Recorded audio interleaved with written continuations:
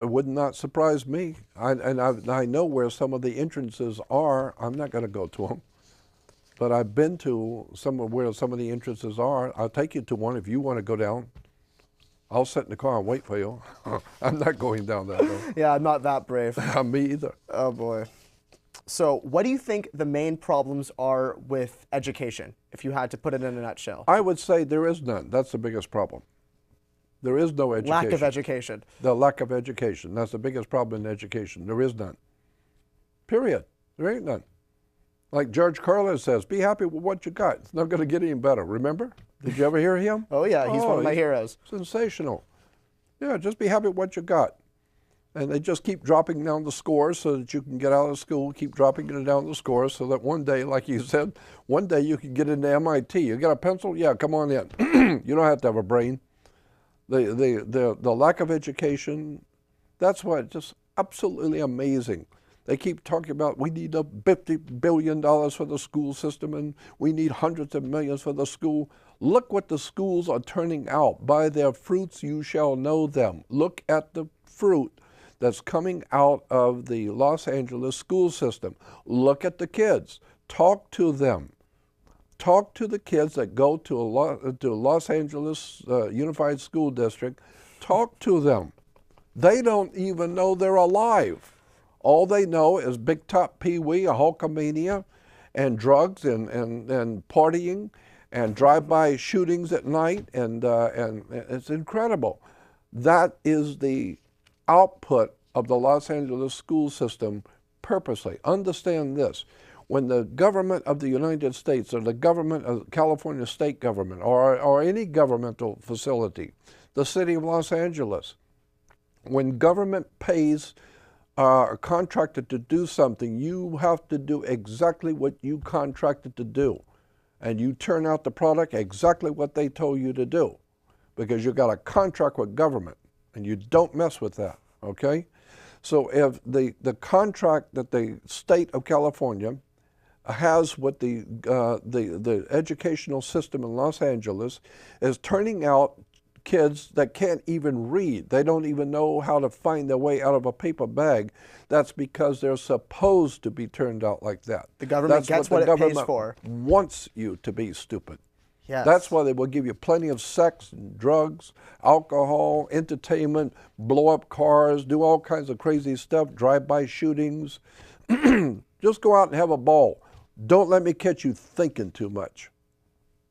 Don't let me catch you thinking too much and asking questions. Don't watch Jordan Maxwell on your Saturday night. That's right. That's a bad way to worship Saturn. Yeah, so just go watch your silly ass basketball, go watch those silly ball games.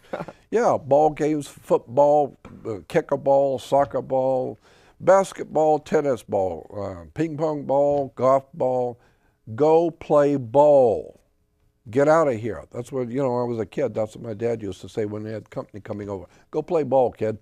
I said, I don't want to go play ball. I want to know what you guys are talking about.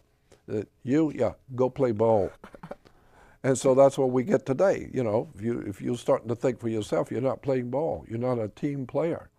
I don't want to be a team player. I don't want anybody owning me. I don't want anybody telling me what I can think. I'm not a team player. I want to know who you are.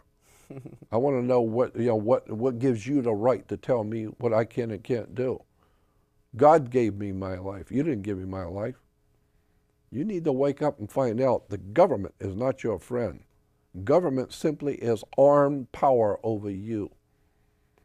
And so the idea that Americans were free, like Dick Gregory says, you're not. We talk about America being land of the free and a home of the brave. You ain't free or brave. If you were brave, you'd done something about the Federal Reserve a long time ago. And you're not free. You think you're free? I love what Dick Gregory says. You think you're free? Yeah, go out in the street and try it. Yeah, no, serious. Go out in the street and do something and tell the cops that you're free. Try it. In fact, I feel that it's the illusion of freedom that allows the maximum amount of slavery to be possible. Precisely. It's very simple. People will enslave them. Look at in India. The way you the way they do with elephants in India is you would tie a chain around the back leg of an elephant and chain it to a tree and leave him there for a couple of weeks. He can only go so far. And so now you can go and take the chain off, and he will only go so far, because that's as far as he can go. He knows it. And never thought in his mind, why don't you, take off? No, they won't go, because they know how far they can go, because the chain stops them.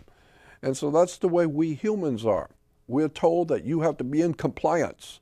You have to crawl on your knees over here to the judge, all that stuff. Then you find out judges are wearing black robes because it represents the planet Saturn.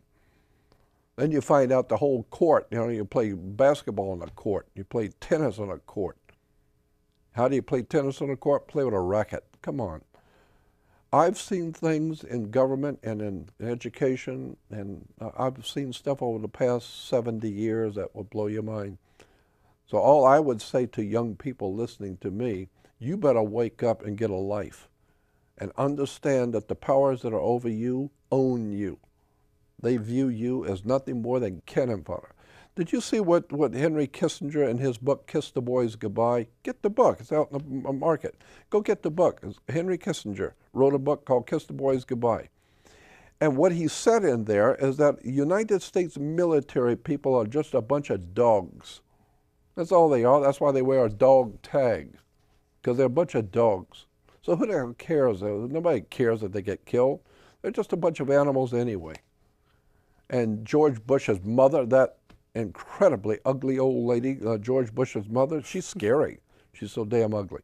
She said on national television, when they were talking about how many guys were being killed in the Middle East, Americans were dying, it's a very famous quote. She was on television one morning and said, "Why should I waste my mind, my beautiful mind, on people dying? What the hell do I care? Let them die." That's the president's mother who is saying to America, we don't care about you. You are just nothing more. That's why they call you a GI. A GI is a government issue. When you go in the military, they issue your pants, your shoes, your car, your underwear, your food. They issue everything for you. So the government is issuing all the stuff for you. And so therefore it's called a government issue. Well, that's what you are. You are a GI, a government issue. Therefore you're just like an oil can or a tire or a car or anything else the government issues. But when the war is over, the United States corporation does not go into South Vietnam or whatever after the war is over and pick up all the old cans of oil cans and burned tires and all the Jeeps and all the trash and the junk after the war. Does the government go in and go collect all that stuff up and clean up the place after they get through the war? No. Why?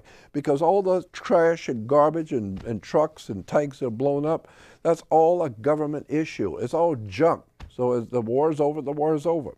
It's a government issue.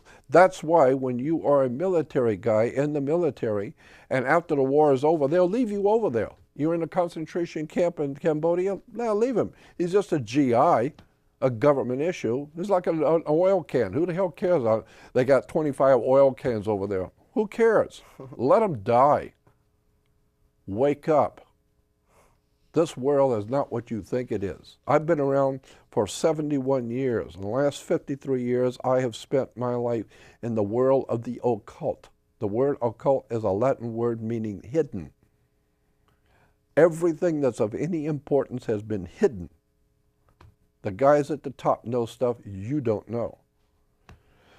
I made it my business to find out.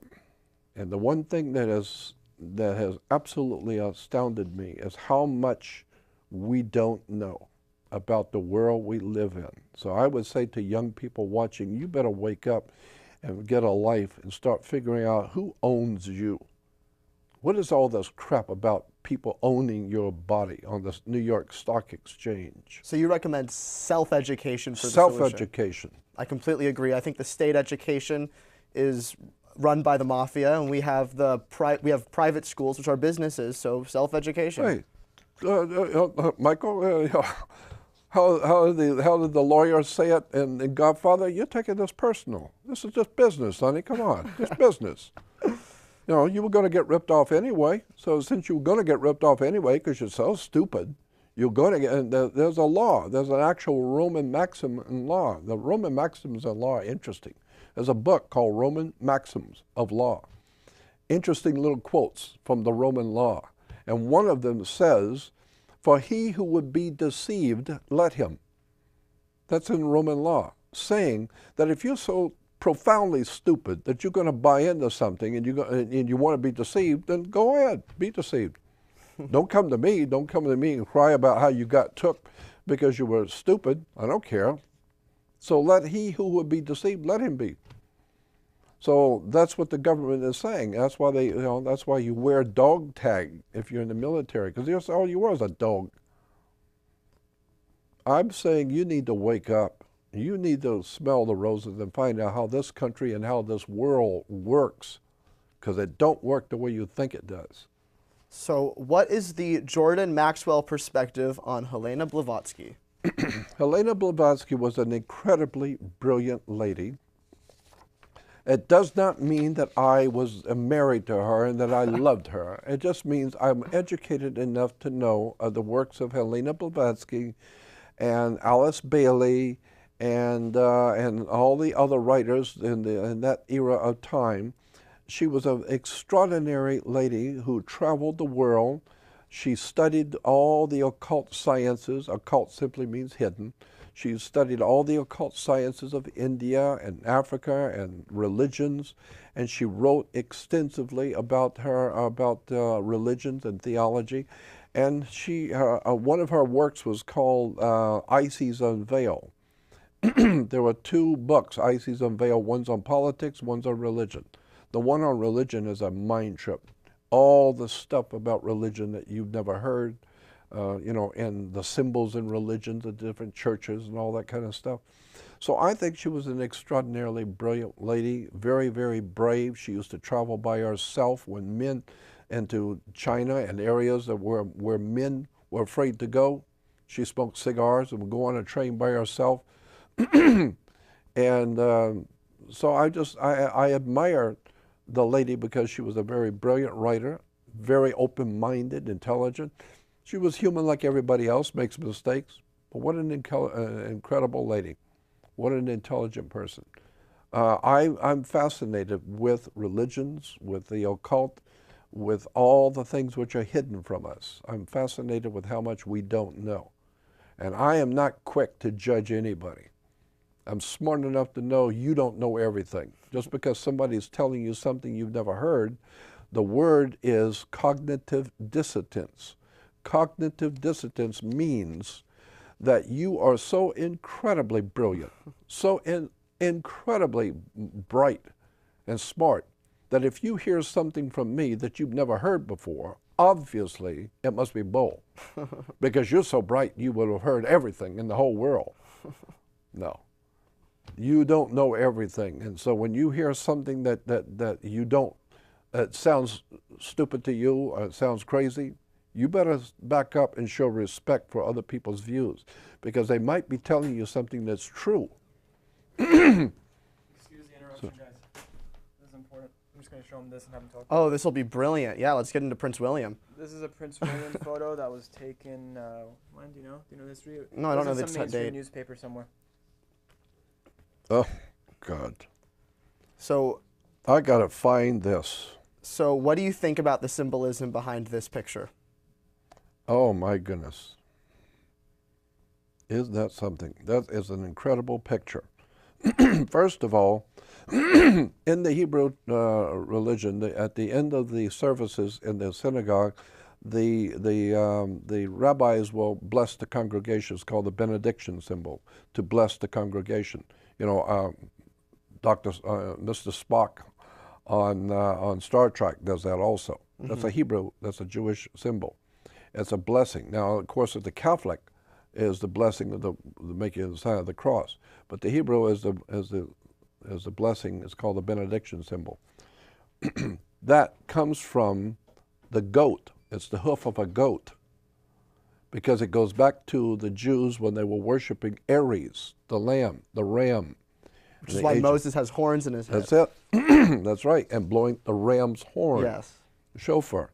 Ares, the goat, the ram. And this is an incredible picture. I mean, I got to find this because it's first of all showing that he is taking care of the sheep. That's us. And but for sure he's showing the lamb's hoof. Even if there wasn't anything intentional, it's still a sensational picture. Very strange, Yeah, right? very, very strange. But that whole family over there, really strange. Oh, yeah. I mean, I'm just amazed at people who fall all over themselves over royalty. That's the one thing I cannot understand, why people do that. Why would you fall all over yourself and become absolutely infatuated with people who wouldn't spit on you? They ride by in their limos and flip their cigarettes out on you. They wouldn't have nothing to do with you. Rule yourself or be ruled by others. You got it. That's right. Either you take care of yourself or other people. And, most people say, oh, well, we'll let the government handle that. Yeah, well, okay. That's what Hitler did. He handled everything for you. All right. So you better check government. Always question authorities, because the word authority comes from the word author. Oh, really? Well, the authorities said this. What authorities? Well, it comes from the author, the word author, meaning whoever wrote the law books. They are the authorities. And you say, wait a minute, who wrote the law books? Well, it goes back to England. Oh, really? Yeah, well, I'm an American. Why should I be ruled by England? Because you're a subject. You are a subject of the Queen in America. That's why when the cops